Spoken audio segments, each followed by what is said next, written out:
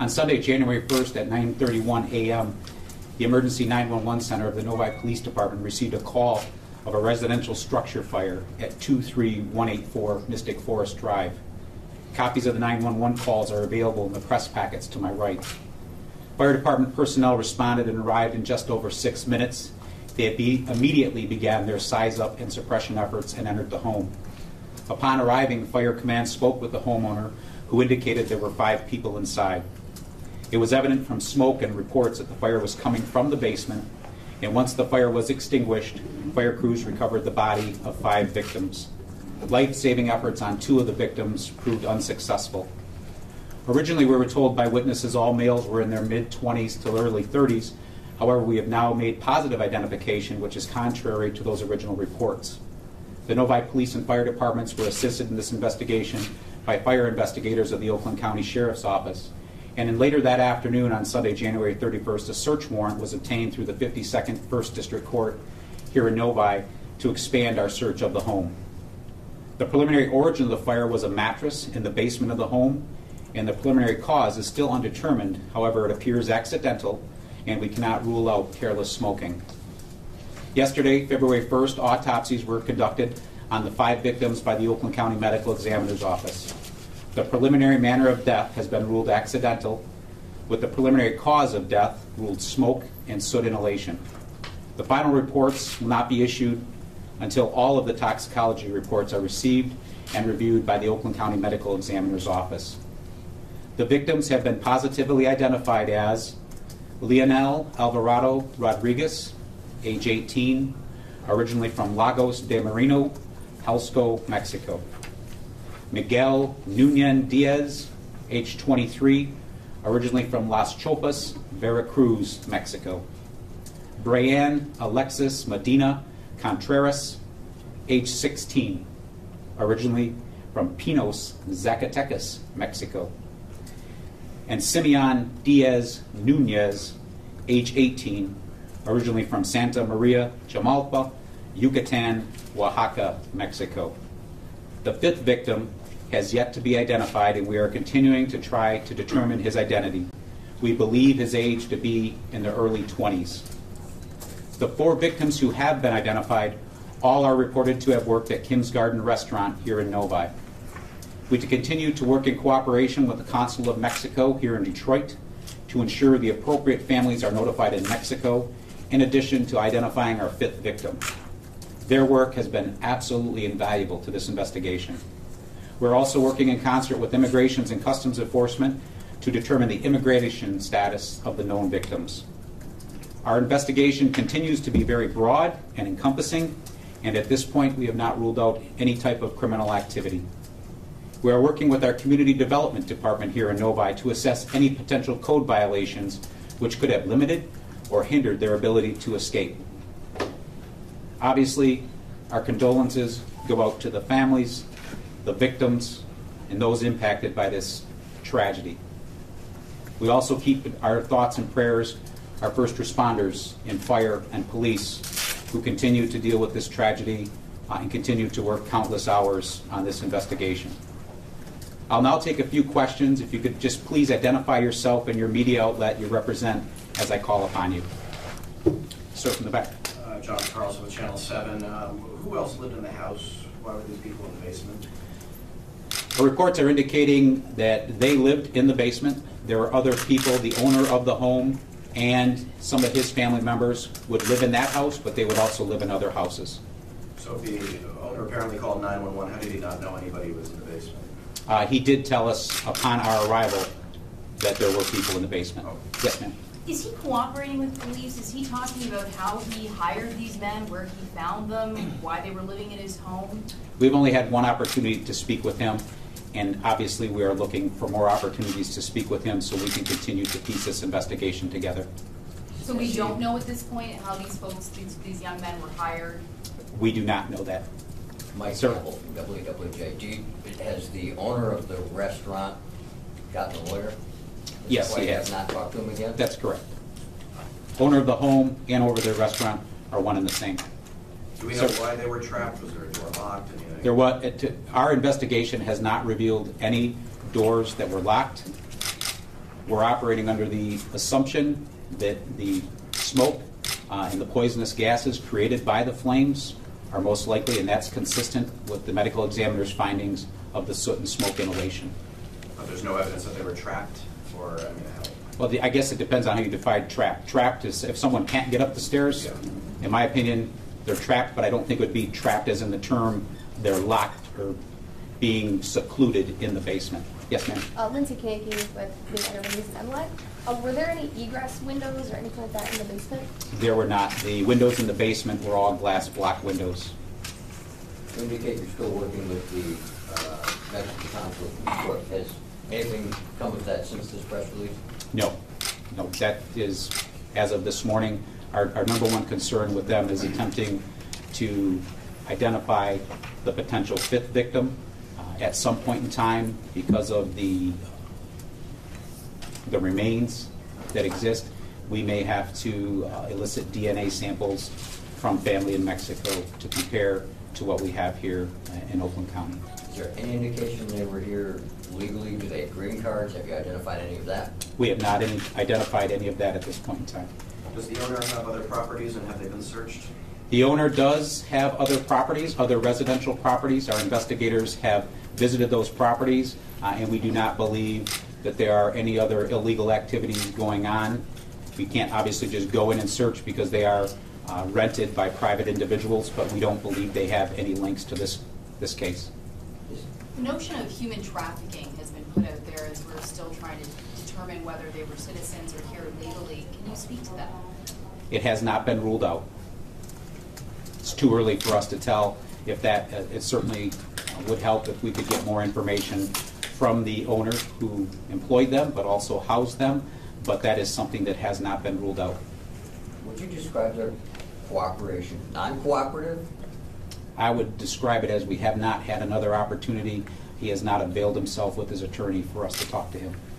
Corey France with the Wildcat Roar. What was the name of the homeowner? And was he also the owner of Ken's Garden? He was, and his name is Mr. Roger Tam, T-A-M. Sir?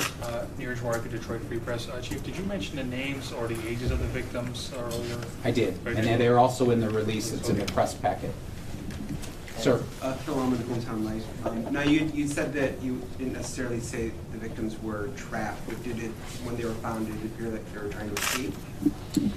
It appeared that a couple of the victims, based upon the physical evidence at the scene, were trying to get out of a room, but obviously were overcome with the smoke and soot, which is consistent with the carbon monoxide levels and the carbon monoxide and the condition of their bodies once the autopsies were underway. Can you describe, how did it come that the homeowner made the call? Was the homeowner in the house when the fire started, or? No, we believe the homeowner was coming to the home that morning, potentially to pick them up and drive them to the restaurant. We do not believe he was in the home that morning. He has indicated to us he owns another home in the community, and his family bounces back and forth on where they stay, whether it's in that home or another one that they own. So, Chief, in terms of the immigration status, whether they were here illegally or not, are you working with federal immigration authorities to figure that out, their status? Immigrations and Customs Enforcement, correct. Okay. Yeah. Do you know when that determination might be made, or that's more up to them to decide? Or? We really only made the positive identifications late yesterday afternoon, early last night, and we're in contact with ICE right now to try to determine what their status was. Could they be involved in terms of pressing charges eventually, ICE, or no? Is that something more you're focusing on? You know, it's too early to tell for that. That's certainly, you know, the question has come up multiple times, you know, what type of prosecution.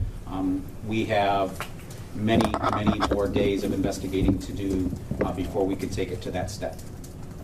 Were there smoke alarms or carbon monoxide detectors in the home? They're in the basement. We did find pieces of a smoke detector. Firefighters who entered the home indicated they could hear smoke detectors going off, but we also found smoke detectors in various stages of disrepair or disconnected throughout the home. We have talked to some witnesses who indicate they believe the fire detector, the smoke detector in the basement was likely disabled because the victims would oftentimes cook in the basement. Can you speak to how this has been on your investigators, your team? I mean, this is pretty horrific to discover 5 bodies in a basement when you're battling a fire like this. Well, certainly that is of our primary concern in addition to this investigation. Notifying the families, identifying them, finding what caused this, and holding those responsible, if there are any potential criminal charges, at the absolute forefront. But the mental health, obviously, of our personnel, that's equally as important. And we made sure before everyone went home on Sunday, whether you were a 911 dispatcher, a firefighter, a police officer, anyone working at that scene, they were assessed by their commanders.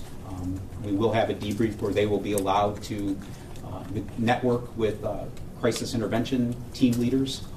But that is important because any time, particularly the firefighters who were conducting life-saving efforts on those bodies, if some of the videos I think your outlets have broadcast shows that CPR going on for several minutes and they weren't giving up. So that is something that we're always concerned with. They're our most important asset that we have here in the organization, and we keep that in mind. Yes? Oakland Press, it's such a tragedy. How long before the families might be able to hear if there would be charges or the code violations? That's something, Carol, obviously we'll be looking at in the days and weeks to follow. We do understand some of the victims have distant relatives, aunts and uncles and cousins that are here in Michigan, but obviously we will continue to keep all of those people up to date, and that's what I mentioned, that assistance through the Mexican consulate here in Detroit has been invaluable. We spoke to somebody who Go ahead. We spoke to somebody who identified themselves as a family member. When I asked them, why don't you go and speak with the police, they indicated that they had some legal issues themselves, which were preventing them from coming and talking to you guys. How has that challenged sort of your investigation? Well, it certainly, their legal status is not something that we're necessarily concerned with. Obviously, we're looking to try to get to the bottom of what took these 5 lives. That's our #1 goal right now, is trying to determine that. So that's something that can be evaluated and assessed by the federal authorities at some point in time after the investigation.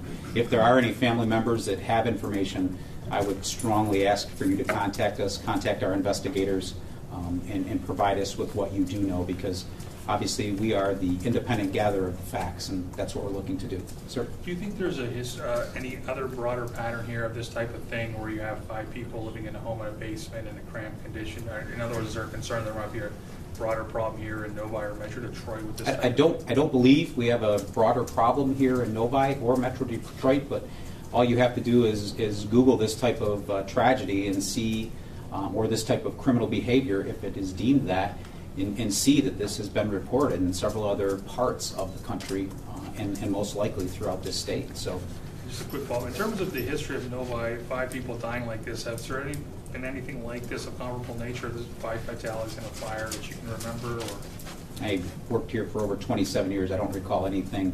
We've had 1 or 2 people succumb to death in fires, but nothing to the magnitude of 5.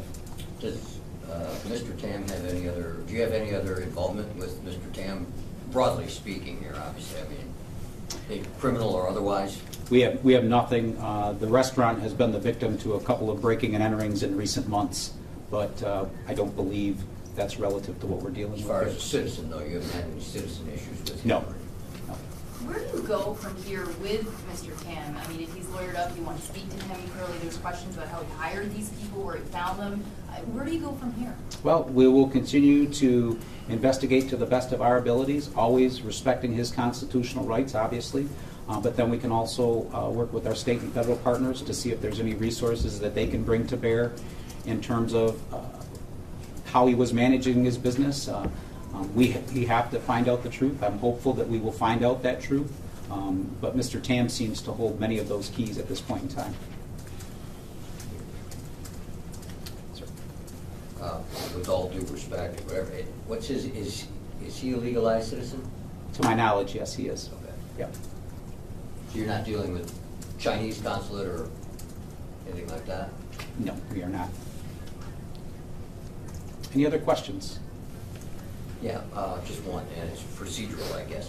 You've been talking possibility of charges, that would come from the prosecutor, not you. You That's guys correct, yeah. Continue, finish your, Yeah, we would complete our investigation and ultimately present any request for criminal review, warrant review, or for criminal charges to the Oakland County Prosecutor's Office.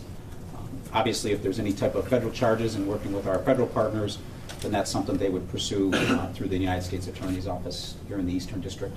thank you. Chief, just one quick, you may have said this already, but was there any like violations in terms of housing or fire violations that you found, or are you working on that? We're working on that with our Community Development Department. The Fire Marshal and our Community Development Director, our Building Official, are currently looking at that, but there was no egress window for them. All the windows were glass blocked, which would made it impossible for an escape through the windows. So. Thank you for your time this morning. There, again, if you did not get a press packet to the right, there are press packets available, and this concludes this morning's press briefing. Thank you very much. Thank you.